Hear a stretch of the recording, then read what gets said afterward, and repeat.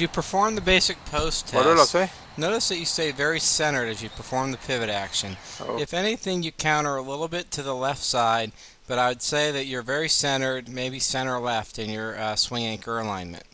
The first thing I notice as you perform the front anchor test is that you're sort of cheating a little bit. You're a little bit more on the right foot than we'd like to see you, instead of staying fully on your left side. That could be because you felt too uncomfortable getting fully on your left side, and as we've seen with the basic post test, you're going to be more of a center anchor golfer anyway.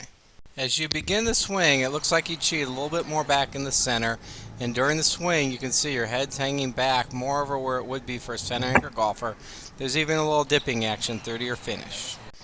As you perform the center anchor test, you stay very centered. Your head stays in a very stationary position throughout the whole backswing and transition. It does counter backwards during delivery, but I believe that has to do with that throwing release that you created in the past. You completely lose balance in the rear anchor test. Your head moves forward, showing that you want to be more of a center anchor golfer. Notice how you fall off balance here in the follow through.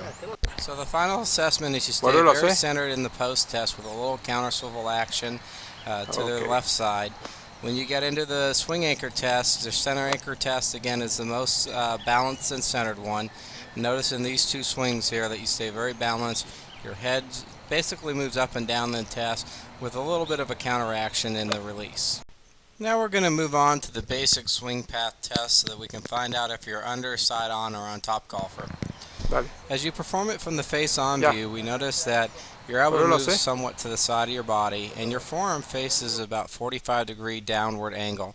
This is what we call a side cover action. Instead of being purely side-on, facing side to side or facing more downward, it actually faces about 45-degree downward. We can also see that here from the down the line view. Your elbow is moving up and back. It doesn't quite get past the seam line of your shirt, but it's still in the side cover alignment. Now let's look at your ball throw action. Ideally, you'd throw the ball some 3 to 4 feet out in front of your left foot down the line. You tend to throw them a little bit more downward here. That's what an on-top golfer would do. You're actually posting up very well on your front leg, and you're getting pretty tall as you throw the ball, and that's something we'd like to see side-on golfers or side-cover golfers do. However, I'd like to see you throw that ball with a little bit more extension, a little out more in front of you, a little more down the line. Let's go ahead and video yourself doing this ball throw one more time and get that ball more out in front of you. So there's our initial assessment for now. You've tested to be a center anchor golfer with a side cover swing path.